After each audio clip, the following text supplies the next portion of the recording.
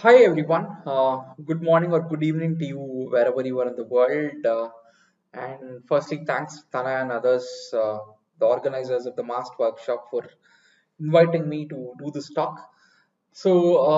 This talk will be about my work on computational advertising, and it is titled "Decoding and Advertising Emotional Ads." So it's about effective ads, and I'll talk about the science and the engineering of it. So basically, I'm an academic from the Indian Institute of Technology, Ropur. So that's me in high resolution. But this work wouldn't have been possible without Abhinav, who's with Imperial College London, uh, Harish, who's with NIH, and Mohan, who's with the National University of Singapore. Basically, the outline of the talk will be as follows. So the first question is, why do we need to be interested in decoding ad emotions? The second one is how to look for emotions in advertisements. So what cues to employ for inferring ad emotions? That's the next question. And the third is the engineering. The first two I would say are more about the science of emotion in ads. The third is if you can kind of if you're successful in decoding emotions that ads elicit, so how to devise an optimal effective video advertising strategy. So how can you show emotional ads effectively as you're watching a program so that they create the maximal impact. So in order to answer the first question, why are we interested in decoding ad emotions?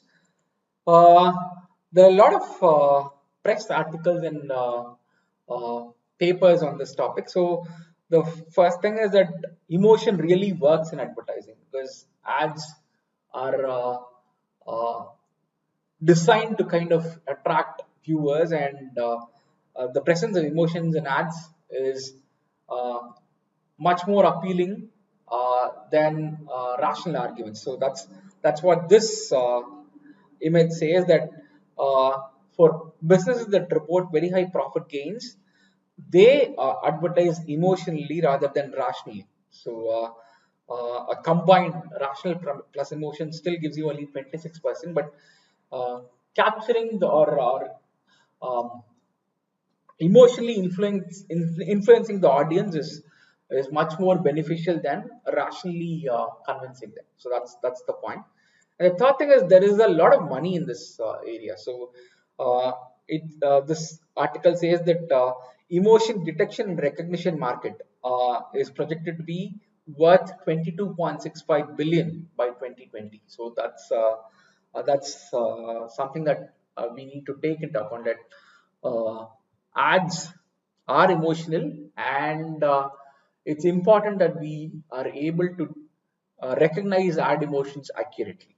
So this is the long and short of it.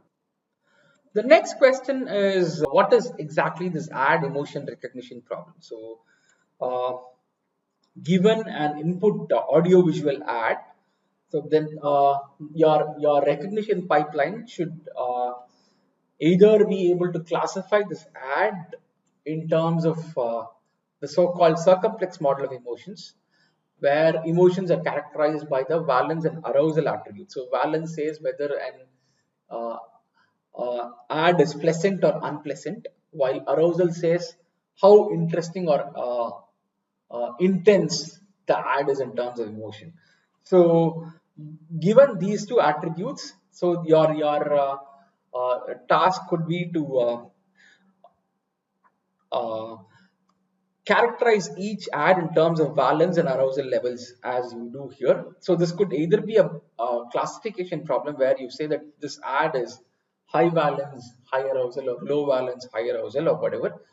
Or you could also model this as a regression problem where you want to kind of predict valence and arousal on a continuous scale ranging from 1 to 5 or whatever. So this you could model emotion recognition as either a classification or a regression problem. And of course, what is important is that the predicted values of the labels for valence and arousal should be as close as possible to human perception. Of course, if you know, there are two models of emotion. One is the categorical model and the other is a dimensional model. So categorical model will look at classifying the content into discrete emotional categories. But as far as computational systems go, as long as you know that an ad conveys a positive or a negative emotion, I think that's already good enough to know as to what whether you need to estimate the specific emotion is something that I don't personally think is necessary. So it's just important, in my opinion, to uh, discover the general emotion of the ad rather than the emotion category per se. So that's why we've been working on this valence and arousal based characterization of ads for some time now. So, in terms of what cues to employ for inferring ad emotions, so you have, I mean, when you look at ads and you look at promotional ads, you will see that they strongly different content, uh, both audio and visual, with respect to the negative emotional ads. Like you will see promotional ads being more colorful,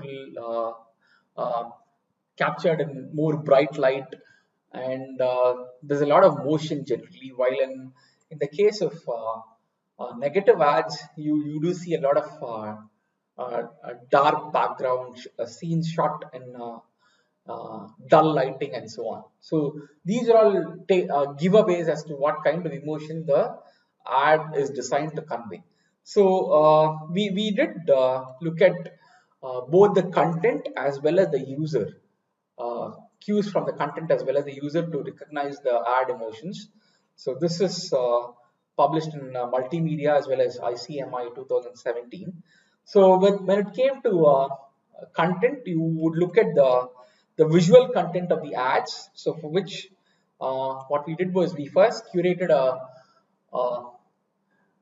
a representative set of 100 ads which uniformly sample the valence arousal plane. That is, you had 25 ads which were high valence, high arousal, and 25 which were high valence, low arousal, and so on.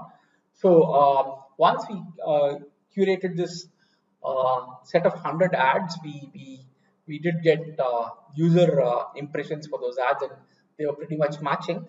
And based on the labels given by, I mean, given that there is considerable agreement between what a set of experts thought about the ad labels in terms of valence and arousal, and what users thought about the same.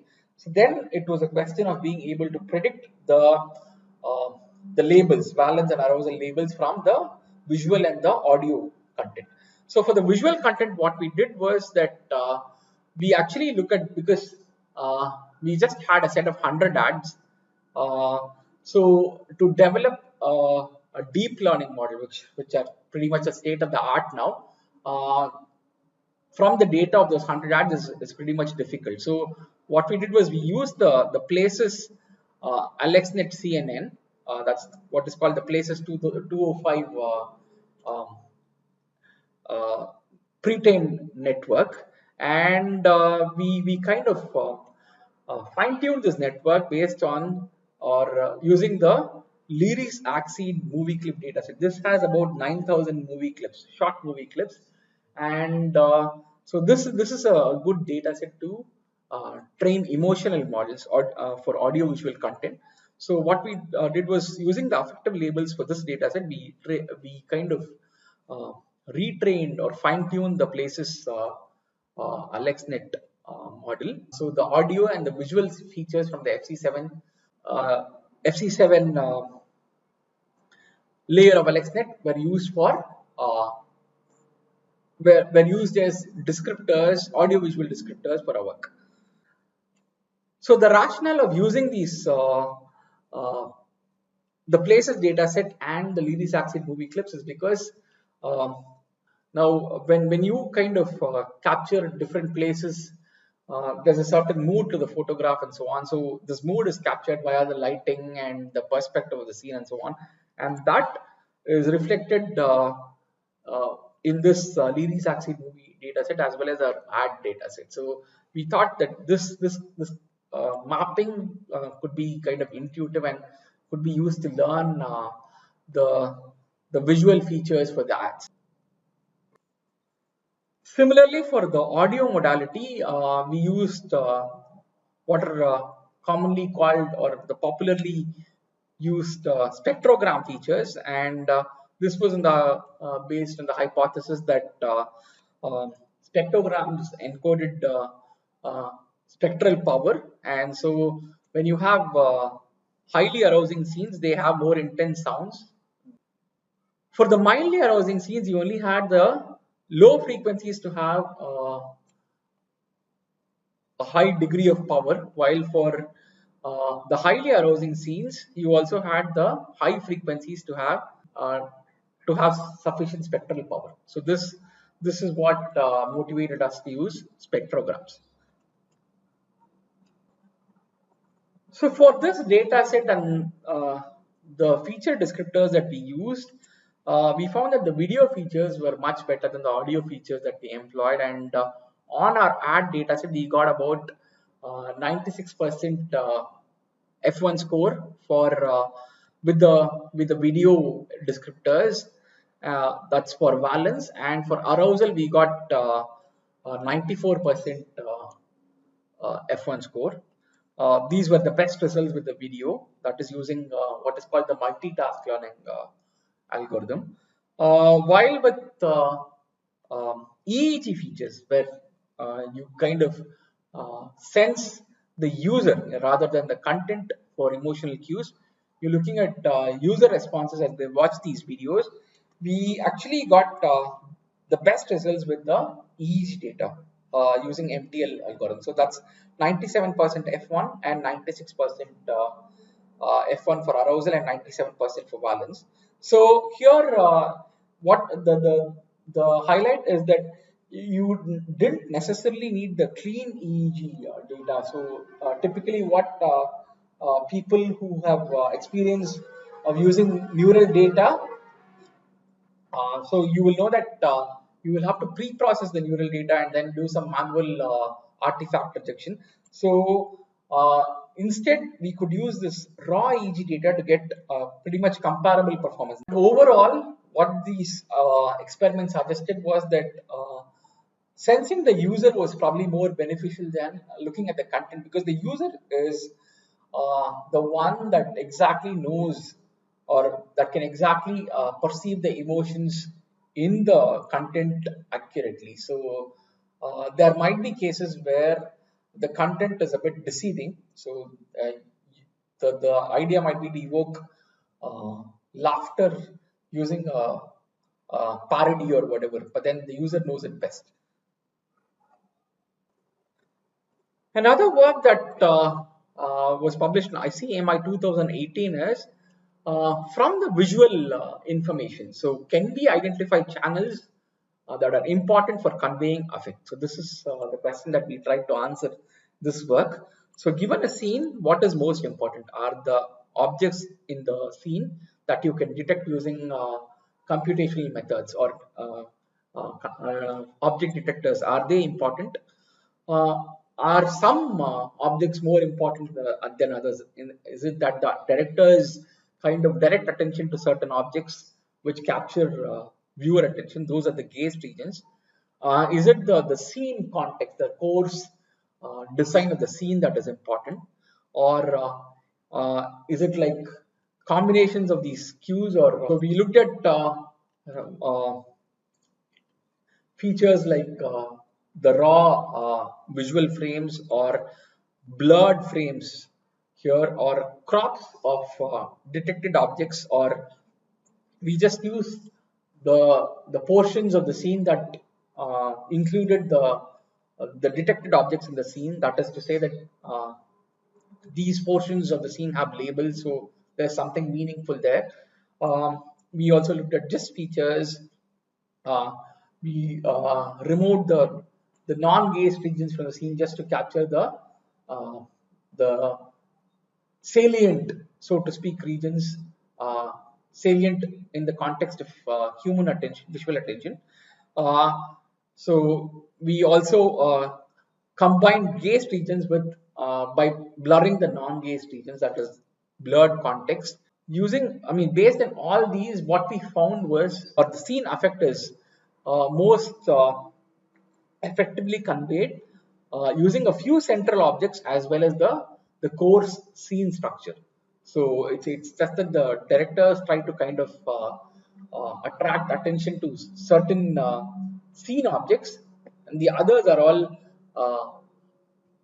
props to support the narrative. So this is what we figured out.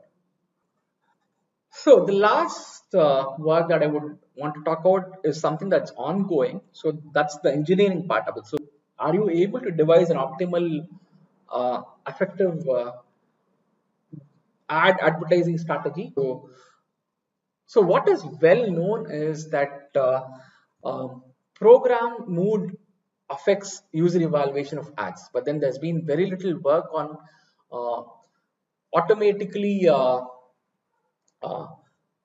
placing ads at strategic positions within a program. So my colleague Harish has worked on one such uh, framework where, on the basis that uh, it derives from the human emotion regulation theory that says that humans prefer to be in a positive mood and so on. So if you want to show a negative ad, you probably can show it beside a negative scene in a program. So or you always try to transit from a negative mood to a positive mood. So you try to either transition the user to a positive mood or maintain the user in a positive mood.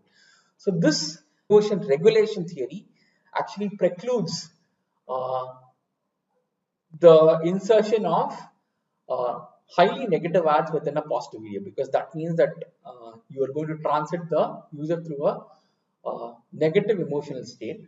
So, but we wanted to see whether this really um, disturbs users, in the sense that does this kind of uh, hamper their viewing experience when they see a program with strongly emotional ads. So let's say it's a sitcom, and then you have some very, let's say you have some horror movie trailer insert. So that does it impair the viewing experience is what we wanted to see. So basically this um, advertising strategy is given a set of program scenes and an ad inventory.